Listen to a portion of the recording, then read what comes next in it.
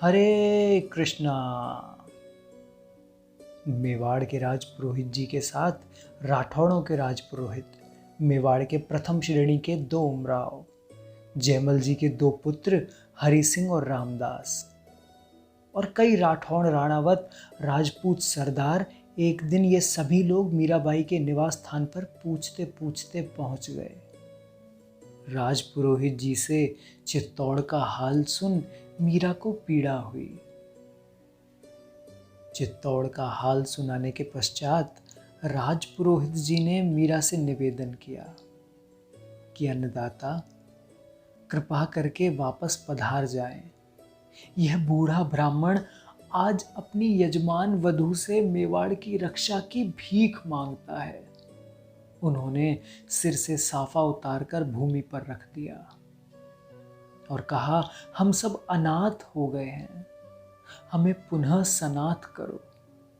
और उन्होंने दोनों हाथ जोड़कर धरती पर मस्तक रखा और बिलख कर रो पड़े।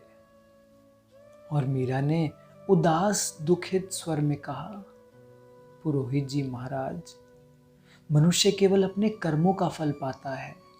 मेवाड़ और मेड़ता की विपद गाथा सुनकर जी दुखा, किंतु सच मानिए यह मेरे कारण नहीं हुआ। मुझे तो कभी लगा ही नहीं कि किसी ने मुझे दुख दिया, और दिया भी हो तो वह कभी मेरे पास आया नहीं। शायद कभी आया भी हो, परंतु मुझे उससे मिलने और आंख उठाकर देखने की फुर्सत ही नहीं मिली, क्योंकि उसकी ओर दृष्टि डालने के लिए मुझे मेरे गिरधर गोपाल के चरणों से दृष्टि हटानी पड़ती।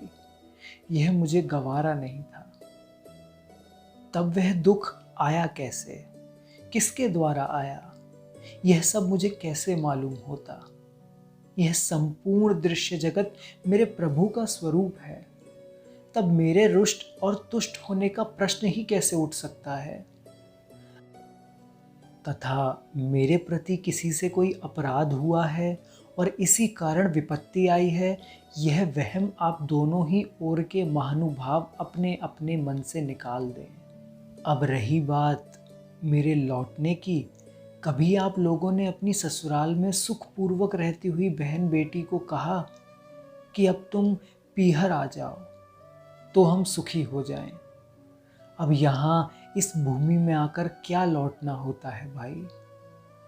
उनकी आंखों से आंसू बहने लगे। इन लोगों के आ जाने से मीरा बेचैन हो गई। इस भूमि को छोड़कर वहां जाना अशक्य है। उन्होंने निश्चय कर लिया कि लौट कर नहीं जाएंगी। वे रो रो करके अपने आराध्य से प्रार्थना करने लगी, इतनी निष्ठुरता तुम में कहां से आ गई दयाधाम? क्यों मुझे अपने चरणों से दूर करते हो? बहुत भटकी हूं। अब इस देह में भटकने का दम भी नहीं रहा, और ना ही उन महलों के राजसी वैभव में बंद होकर व्यर्थ की चर्चा में उलझने की हिम्मत है। मुझे अब अपने से दूर मत करो, मत करो। पिया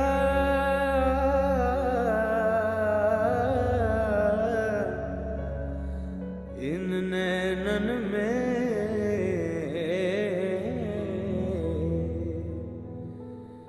जो मैं पलक ढाप तो हेलूं ना, मैं देखूं गैर को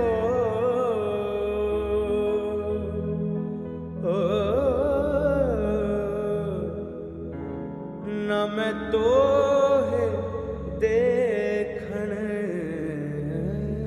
दूं। सांसों की माला पे सिमरूं मैं पीका नाम। सांसों की माला पे सिमरूं मैं पीका नाम। 5-6 दिन के पश्चात भी जब मेवाड़ के राज पुरोहित जी को कोई अनुकूल उत्तर नहीं मिला, तो उन्होंने अनशन करने का निश्चय किया। राठौड़ों के पुरोहित जी भी उनके समीप बैठ गए। अनशन की बात सुनकर मीरा ने उन्हें कई प्रकार से समझाने के यत्न किए, किंतु वे उन्हें ले जाए बिना किसी तरह नहीं मान रहे थे। 2 दिन और निकल गए। ब्राह्मणों को भूखे मरते देखकर वे व्याकुल हो उठी। उन्होंने पुनः उनसे आग्रह किया, किंतु उन्हें खाली हाथ लौटने की अपेक्षा मरना अधिक श्रेयस्कर लगा। आखिरकार मीरा ने उन्हें आश्वासन दिया, मैं प्रभु से पूछ लूं, वे आज्ञा दे देंगे तो आपके साथ चली चलूंगी। उस समय देवालय में द्वारिकाधीश जी की मंगला आरती हो चुकी थी और पुजारी जी द्वार के पास खड़े थे। दर्शनार्थी दर्शन करते हुए आ जा रहे थे। मेवाड़ तथा मेड़ते से आए हुए सभी व्यक्तियों सहित मीरा मंदिर के परिसर में पहुंची। पुजारी जी मीरा को पहचानते थे और यह भी जानते थे कि इन्हें लिवाने के लिए मेवाड़ के बड़े बड़े सामंतों सहित राजपुरोहित आए हैं। मीरा निज मंदिर के गर्भगृह के सम्मुख गई। उन्होंने प्रणाम किया और हाथ में एक तारा ले वे गाने लगी। साजन सुध जूं जानो त्यों लीजे, तुम बिन मेरे और न कोई कृपा रावरी कीजे। दिवस न भूख रैन नहीं निंद्रा, यूं तन पल पल छीजे। मीरा के प्रभु गिरधर नागर, मिल बिछुड़न मत दीजे। अंतिम पंक्ति के बाद उन्होंने एक तारा मंगला के हाथ में थमाया और गाती हुई धीमे पदों से निज मंदिर के गर्भगृह की ओर बढ़ी। देहली लांग कर वे ठाकुर जी के सामने जा खड़ी हुई। वे एकटक उनका मुख देखते हुए बार बार गा रही थीं, मिल बिछुड़न मत दीजिए, मिल बिछुड़न मत दीजिए। अचानक उनकी दृष्टि के सामने से मंदिर, मूर्ति और पीछे खड़े लोग विलुप्त हो गए। सामने वर वेश में खड़े श्री द्वारिका नाथ मुस्कुरा रहे थे। मीरा चरण स्पर्श के लिए ज्यों ही झुकने लगी कि दुष्टों का नाश, भक्तों को दुलार, शरणागतों को अभय और ब्रह्मांड का पालन करने वाली भुजाओं ने आर्त विहल और त्राण मांगती हुई अपनी प्रिय को बंधन में समेट लिया। चौथी पंक्ति उनके मुख से आधी ही निकल पाई कि क्षण मात्र के लिए एक अभूतपूर्व प्रकाश प्रकट हुआ, मानो सूर्य चंद्र एक साथ अपने पूरे तेज के साथ उदित होकर अस्त हो गए हों।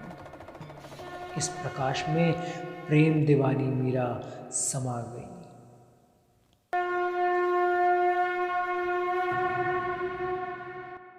अधरं मधुरं वदनं मधुरं नयनं मधुरं हसितं मधुरं।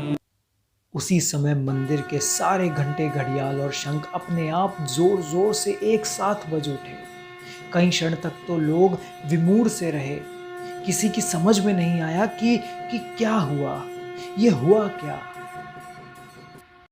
तभी चमेली भाईसा हुकुम पुकारती हुई निज मंदिर के गर्भगृह की ओर दौड़ी।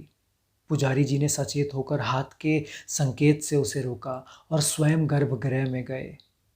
उनकी दृष्टि चारों ओर मीरा को ढूंढ रही थी।